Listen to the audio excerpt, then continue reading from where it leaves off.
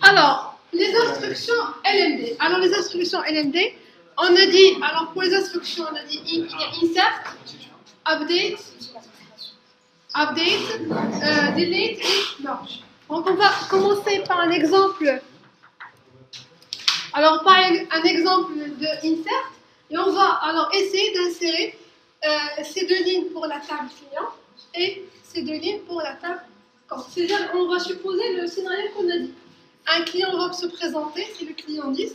On va insérer les informations du client et on va insérer les informations du compte qui va être créé pour ce client dans la table compte. D'accord? Ça va? Vous avez compris maintenant comment on va travailler?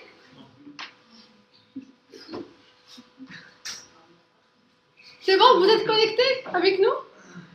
Avec l'exercice. C'est bon, on démarre? Bien. Alors,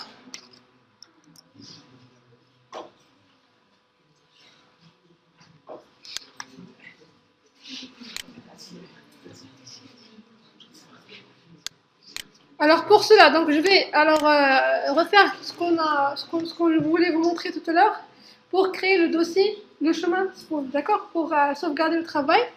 Donc vous allez récupérer alors le chemin et vous allez ici au niveau de votre SQL plus, vous allez taper la commande alors spool et coller le chemin. Alors pour coller le chemin, vous allez cliquer droit et vous cliquez donc modifier, vous allez voir coller. D'accord? Alors modifie coller et je vais créer le dossier. Le fichier, je vais nommer le fichier où je veux que ce que je vais saisir. C'est le chemin d'accès. Oui, le chemin d'accès au dossier où je vais trouver le fichier où je vais sauvegarder le différent travail que je vais faire ici. Alors je vais créer le fichier, par exemple workshop LMD GIL.lst. Entrée. D'accord? Si vous revenez au dossier spool, qu'est-ce que vous remarquez? Vous remarquez que le dossier, le fichier, il est créé.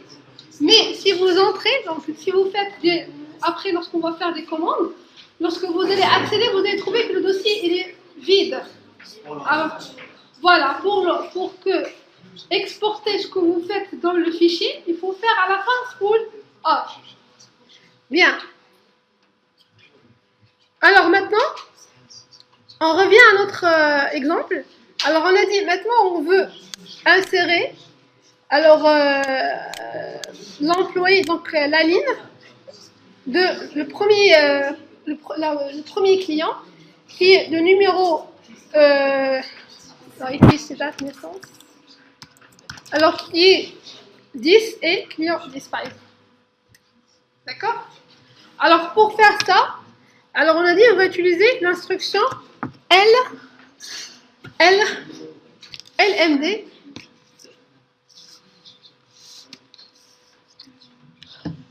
Alors je vous écoute. Alors quel est le syntaxe qu'on va utiliser?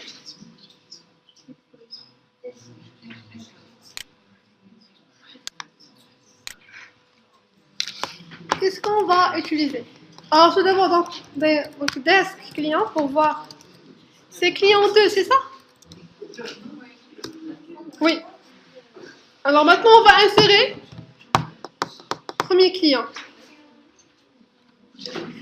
Alors pour ça on a dit on va utiliser l'instruction. Voilà, insert. Alors insert into. Je vais insérer dans. Voilà, le nom de la table. Client 2. D'accord? Ici, on a dit on peut spécifier les colonnes. Si on veut seulement saisir une valeur pour le numéro client et le nom du client, je ne veux pas saisir le date de naissance dans un premier lieu. Donc, je vais spécifier ici les deux colonnes. Alors, qui sont c'est num client et... Non, ici, vous ne spécifiez pas le type, vous spécifiez seulement les noms des colonnes. Non, client. On a dit pour date, pour ce moment, donc à ce moment-là, on ne veut pas. On veut seulement, d'accord, juste pour voir.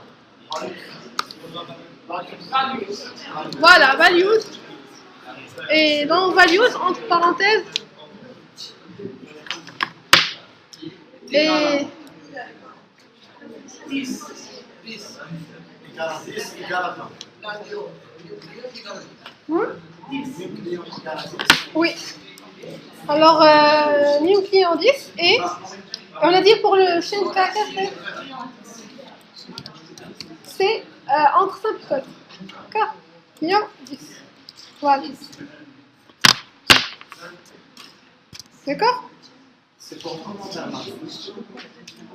Comment? Non, c'est pas commentaire, c'est pour la valeur. La valeur.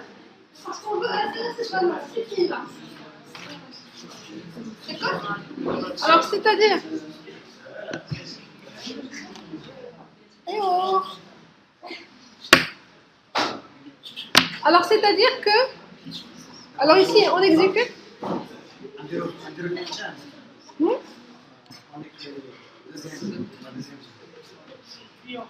Oui, maintenant on a inséré. On a inséré, donc voilà, on va insérer les données des clients.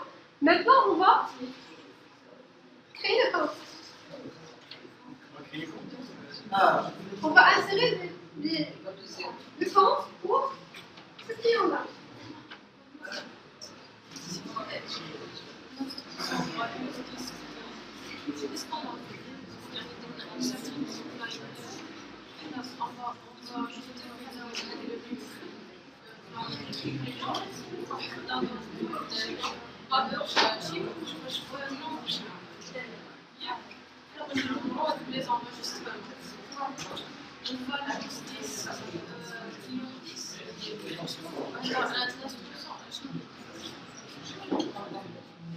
Oui, bien. Alors ici, si vous prenez, alors faites attention s'il vous plaît. Alors si vous prenez donc, cette instruction, qu'est-ce que vous remarquez? Ici vous remarquez que vous avez insert into client. C'est-à-dire ici, je indique à l'agent SQL qui va naviguer de l'application vers la base de données, je lui dis voilà, insère dans la table, le nom de la table, dans la colonne du client et dans la colonne non client, les valeurs suivantes. Values, 10 et client 10. C'est-à-dire, lui, l'agent, lorsqu'il va arriver à la base de données, il va voir, donc j'ai la valeur 10. Et la valeur 10 qui est demandée dans la requête, ce qui est demandé, c'est de l'insérer dans le num client. Je vais dans la colonne num client et je vais insérer 10. Il va revenir, il va voir, donc je dois insérer aussi dans la même ligne, je dois insérer client 10 pour le nom de client. Il va faire dans la même ligne, il va voir mon client, il va insérer la valeur client. Donc non seulement on séquence le tableau et vite.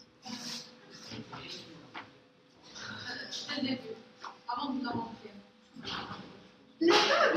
La table, tout d'abord, la table. Alors, nous, on l'a créé vite, mais évidemment, par exemple, la table, il peut avoir des données, mais vous pouvez insérer toujours. Par exemple, donc aujourd'hui, un client se présente à la banque, il va insérer ce client-là. Demain, un deuxième client. Le lendemain, un troisième client. C'est-à-dire, il va s'ajouter dans nouvel enregistrement. Chaque enregistrement correspond à un nouveau client. C'est bon? C'est clair? C'est pas clair? D'accord. Bien. Alors ici, ce qui est intéressant de savoir aussi, c'est ici, j'ai démarré une transaction. Lorsque j'ai fait une instruction insert ici, j'ai démarré une transaction. Et la transaction, elle est toujours en cours. D'accord? Alors, c'est-à-dire ici, je peux, dans la même transaction, faire un insert ajouter un client. Et ce qui est intéressant, c'est que cette transaction-là ne va pas être validée tant qu'il n'y a pas la création d'un compte à un client. C'est-à-dire, je dois faire une deuxième instruction pour, voilà, pour créer le compte. Et pour faire cela, on va faire toujours un insert into compte. D'accord? Entrée. Et alors pour le compte, qu'est-ce qu'on a?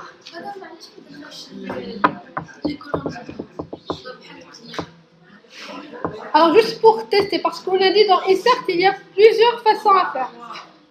Voilà. Donc ici, values, entre parenthèses, on a dit si vous ne spécifiez pas, vous devez indiquer une valeur pour tous les colonnes. D'accord? C'est-à-dire,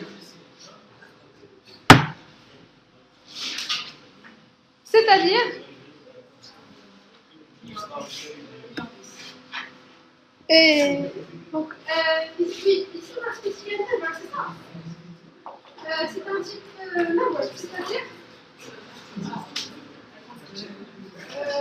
0,1 par exemple, ici 0,0. Alors ici, bon, par exemple ici pour le compte, c'est 0,1 et 8000. 8000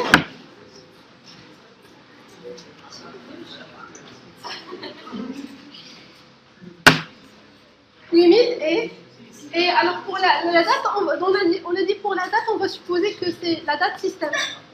Et pour la date système, on va utiliser ici 6 dates. Si vous spécifiez 6 dates, automatiquement, c'est la date système qui va être insérée. Bien. Alors, et la dernière, alors on a dit pour ce compte-là, c'est pour le premier, c'est pour le client numéro 4. Voilà.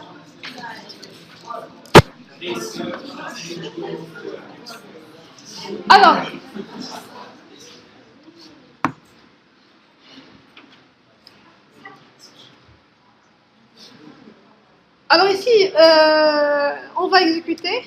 Bien, donc vous allez voir que on a le compte qui est aussi créé. Donc si vous faites, donc pour vérifier, vous allez faire un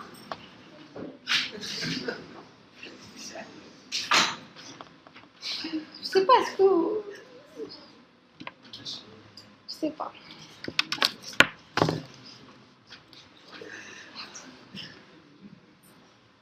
Je ne veux pas dire quelque chose. Bien. Alors ici, pour interroger, je ne vais pas dire quelque chose, mais le test de compétence finale, c'est lui qui va vous dire. Il va parler.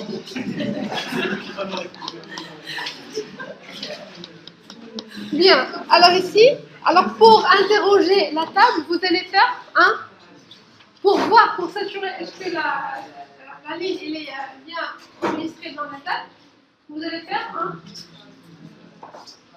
La ligne, non, Voilà. C'est, alors, select. Vous allez faire un select étoile from compte. Parce que maintenant, la table, vous avez seulement un seul enregistrement compte. D'accord? Mais après, si vous voulez voir spécialement donc, le compte que vous allez ajouter, il faut ajouter la condition where compte CP égale à 10 pour voir, égale 0,1 pour voir. D'accord? Est-ce que insérer ou non? Bien. Voilà, donc on a le compte, il est bien. Voilà, donc il est bien présent. Alors ici, une chose importante à faire, alors c'est ce qu'on a dit, c'est la validation. Rappelez, on a dit qu'une transaction, il doit être soit validée, soit annulée. Alors pour cela, si on voit des données, on s'assure que c'est bon, tout est bien valide, c'est à ce moment-là, il faut valider la transaction. Et pour valider la transaction, vous allez utiliser un mot-clé commit. Et lorsque vous faites un commit, vous avez vu le message, c'est validation effectuée. D'accord? Bien. Oui. Rollback. Rollback, c'est pour annuler la transaction. C'est-à-dire ici, vous avez vu que, par exemple, le client, dans dernière minute, il veut pas créer le compte, vous allez faire un rollback. Bon, donc, commit, vous faites un rollback, c'est-à-dire que les deux transactions, c'est-à-dire insert que vous avez fait pour insérer les données du compte et pour insérer les données du client vont être les deux annulés. D'accord? Bien. Alors, aussi, donc, une chose intéressante que je vais vous montrer au niveau de insert, c'est, maintenant, alors si on veut insérer le deuxième client, d'accord? Et on veut insérer une date, pour la date naissance. Oui, on veut insérer en même temps la date naissance. Qu'est-ce qu'on va faire? Alors, je vous écoute. Alors, c'est insert into client 2. D'accord? Values. Les valeurs 20. Client 2. Et la date. La date. Date naissance, c'est... Oui,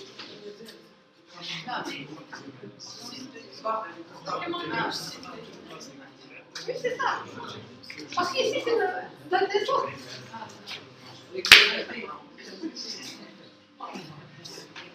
Alors, on va chercher un moyen pour insérer la date. D'accord? Et alors, si, donc, par exemple, on ne sait pas le format utilisé pour qu'on insère la date. D'accord? Alors, pour cela, on va saisir la date avec la forme qu'on veut. D'accord? Et on va spécifier, on va dire à SQL, donc voilà le format de la date avec laquelle on a inséré la date. D'accord? Alors pour cela, vous allez utiliser...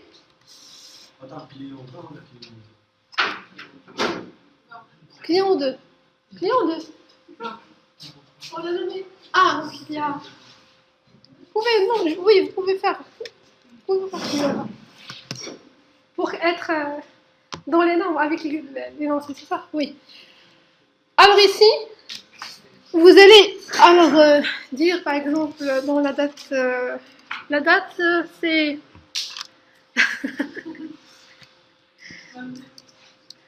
alors donnez-moi une date naissance. 32? Ah, 30. 12.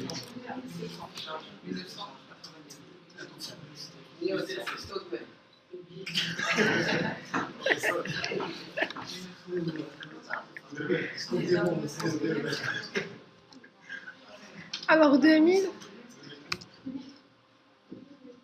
2000. Bien. Alors si vous faites ça, donc si vous voulez insérer, alors ici, ah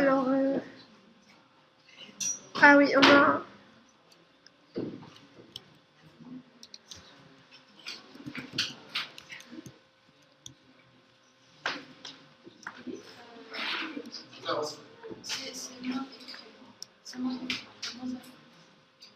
Non, c'est bon, on a modifié, mais j'ai trouvé l'erreur que je cherchais. Alors ici, type de données incohérent. Attendu date, obtenu number. D'accord? C'est-à-dire ici, ce que vous saisissez, c'est un nombre. Alors, c'est-à-dire, vous devez prendre ce format-là et le transformer en date. D'accord?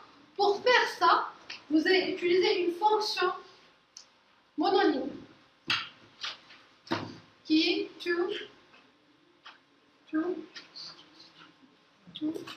day. Voilà, to days. Alors, pour convertir un nombre en date. Alors, pour l'utiliser,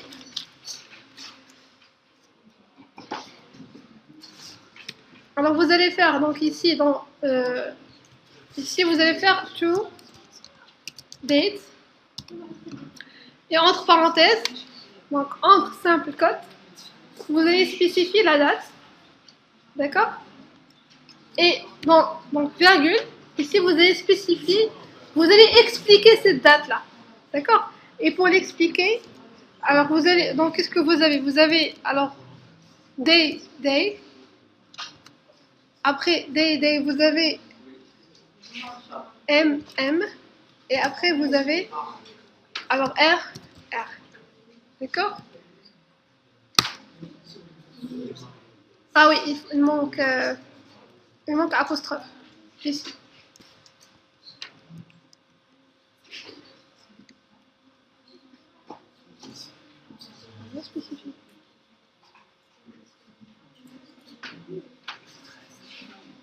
Ce qui manque, je vais faire. Ah oui, il manque apostrophe. C'est pas apostrophe, mais parenthèse. Voilà. D'accord? Alors dans ce cas-là, donc ici, qu'est-ce qu'on a fait? On a converti le nombre en date de format. Donc de ce format suivant. Donc ce format-là, donc vous pouvez le changer. Donc vous pouvez faire ici un tiret.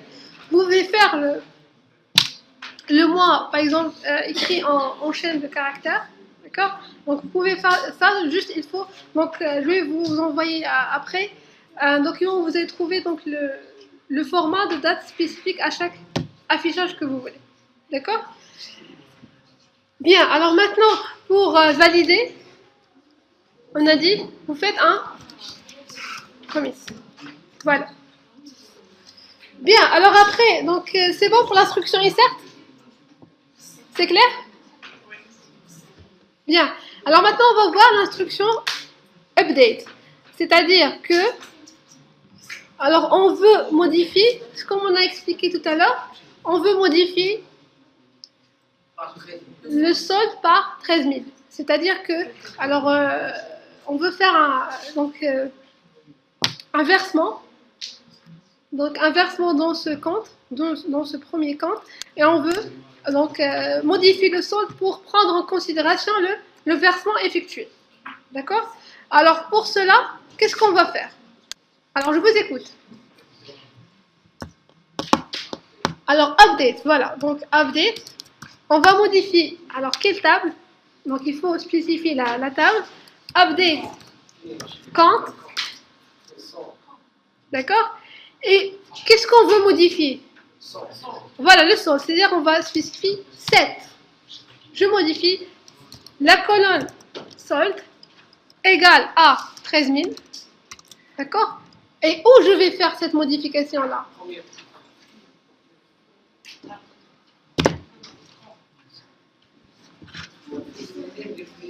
Je vais faire où? Je vais faire où? Et où? Dans quel compte? Compte 1, 10. Je cherche ça. Where compte égale à 0,1. D'accord? Parce que lorsque vous avez votre compte, qu'est-ce que vous connaissez dans le compte? C'est votre numéro de compte. C'est-à-dire, lorsque vous voulez faire une modification, la modification va se baser sur le numéro de votre compte.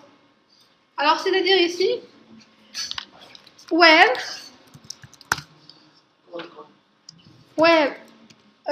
code, on a fait code CP, c'est ça? CP. CP? La colonne. C'était code CP, c'est ça? Where code CP égale à 0,1.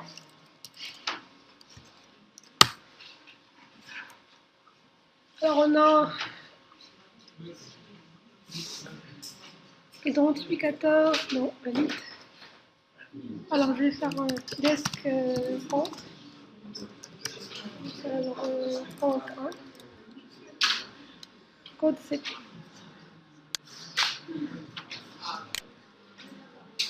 Et alors select étoile. Code. Ah, c'est pas 0,1 mais c'est 1. Le CP1 c'était 1. C'est pour cela que ça n'a pas marché. Alors on va la répéter. Alors update count. Set solde égale à 13 000.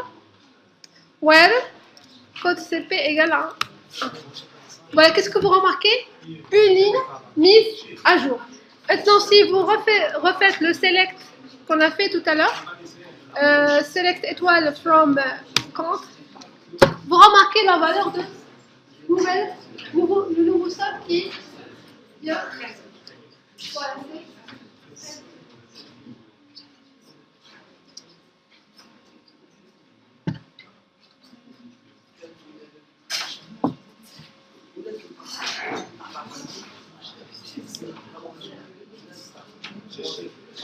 Et après, qu'est-ce que vous aurez à faire? C'est commit.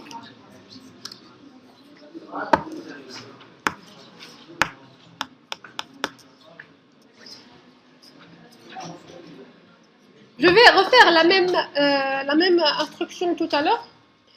Et alors, je vais refaire le update, c'est ça? Update, count. Alors, set solde égale à... je vais faire la somme de tout à l'heure, 33 000, c'est ça? Set solde égale à 33 000. Where?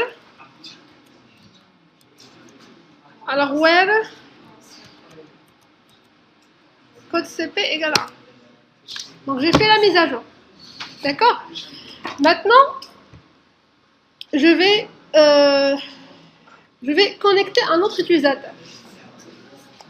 Alors, pour cela, alors ici.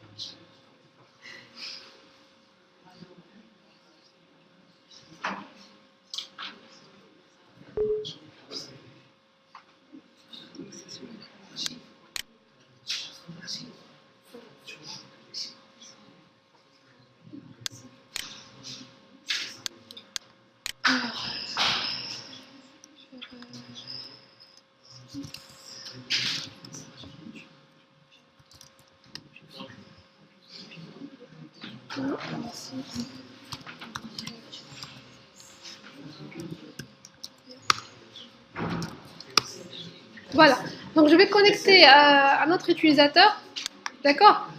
Essayez de suivre avec moi ici. Alors ici, qu'est-ce que je fais? Je fais un update, d'accord? Du seul, d'accord?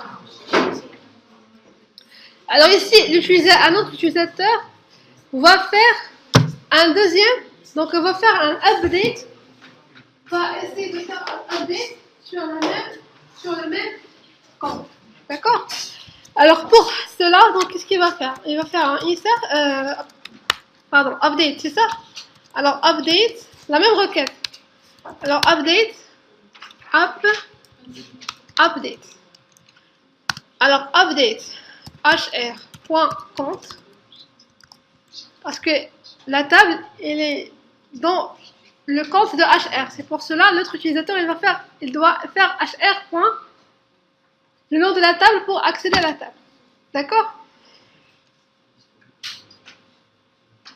Alors ici, hr.compte, set quoi? Set solde égale à, je vais faire par exemple à 40 000. Ah, ça devient intéressant ce compte. 40 000. Et where quoi? Where code CP égale à quoi? Égale à 1.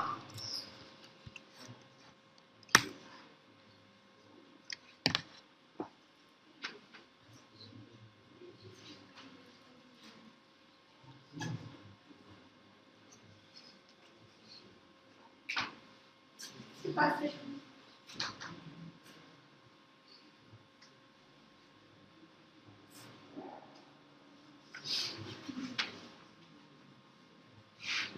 Vous vous rappelez tout à l'heure, je vous ai dit une chose intéressante lorsqu'il y a deux personnes qui essaient de modifier une chose en même temps. Qu'est-ce qui arrive au niveau de cette chose-là? C'est la chose qui... Blocage en attendant. Voilà. Les autres utilisateurs qui veulent accéder modifier la même ligne, ils vont être bloqués parce qu'ici il y a un verrou. Ils ne peuvent pas y accéder. Ils ne peuvent pas faire ces modifications. C'est-à-dire ici, ils vont être dans la mise en attente. Ils vont être dans la mise en attente tant que le premier utilisateur n'a pas terminé la transaction. C'est-à-dire quoi terminer? Soit il va la valider, soit il va la... C'est-à-dire, donc il faut ici remarquer très bien ce qui va se passer.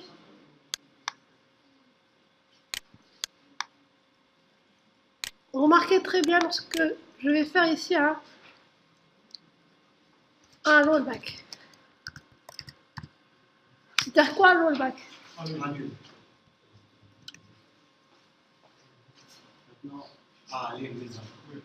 Automatiquement rollback. Votre utilisateur a fait là. Il a la main, donc la ligne va être déverrouillée et l'autre utilisateur va faire le update. Maintenant, si vous faites ici le select tout à l'heure, pour voir,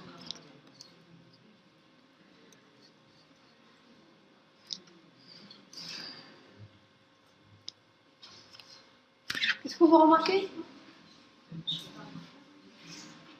Vous remarquez? Le salaire, c'est 13 000. Alors, c'est-à-dire pour...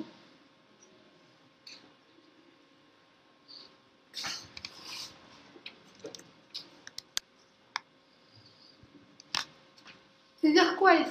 C'est-à-dire ici, lorsque vous faites des modifications à l'aide d'une instruction de langage de définition de données, c'est que update, vous allez faire la modification, mais la modification que vous faites, elle n'est pas affichée par les autres utilisateurs. Elle est affichée seulement dans l'espace de l'utilisateur qui fait la modification.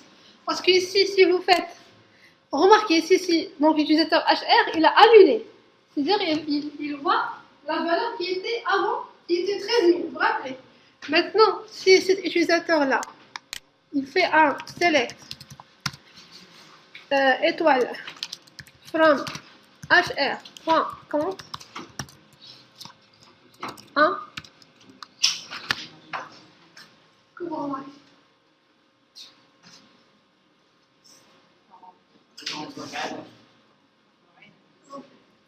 C'est-à-dire ici, l'utilisateur qui est en train de faire la transaction, il va voir les modifications qui est apportées.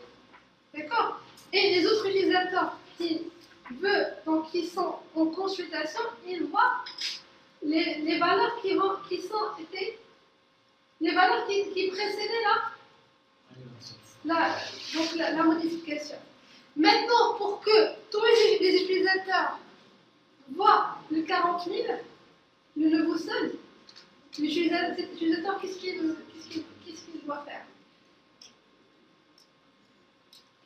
Il doit, voilà, donc il doit faire un commit. Maintenant, s'il fait un commit, automatiquement, les valeurs ils vont être affichées dans tous les... C'est-à-dire les modifications, ils sont privées, accessibles que par l'utilisateur qui fait la modification. D'accord? Il devient public, c'est-à-dire consultable par tous les utilisateurs de la base de données, que lorsque l'utilisateur qui est responsable de la transaction fait un commit. C'est-à-dire termine la transaction. Ça va? Vous avez compris un peu donc c'est quoi la transaction et comment faire les transactions au niveau de base de données? Bien.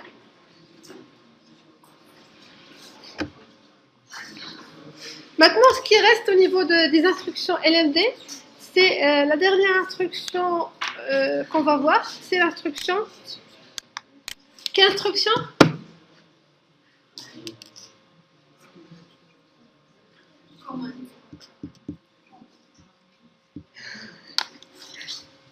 Instruction commande, c'est dans l'instruction LDD. LMD. LMD. Alors l'instruction delete. Vous vous rappelez? Alors maintenant, si on veut supprimer cette ligne-là, par exemple. Je crois dans la client, on avait 2 clients, c'est ça? Donc c'est intéressant de travailler ici avec la table client.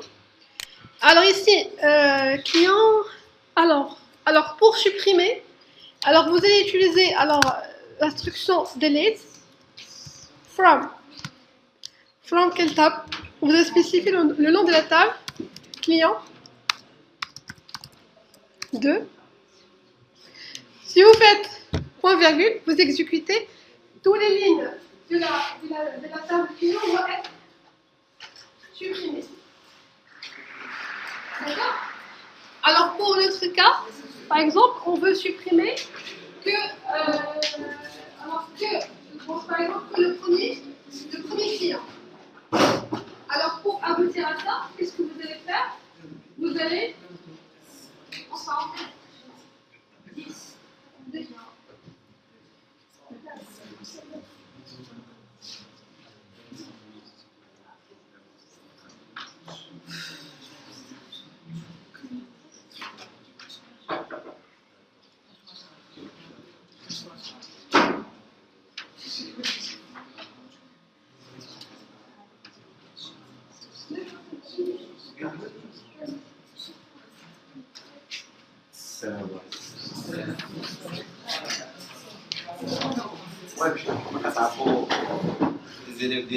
Alors on veut supprimer le client numéro 10. Alors c'est-à-dire voilà, donc ici delete from et ici on va spécifier where oui.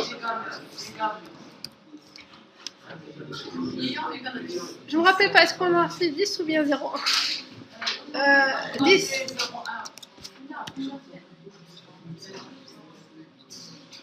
Voilà, ligne supprimée. Alors, c'est bon. Donc ici, on a dit pour ici aussi pour donner, pour confirmer, pour ajouter le commit.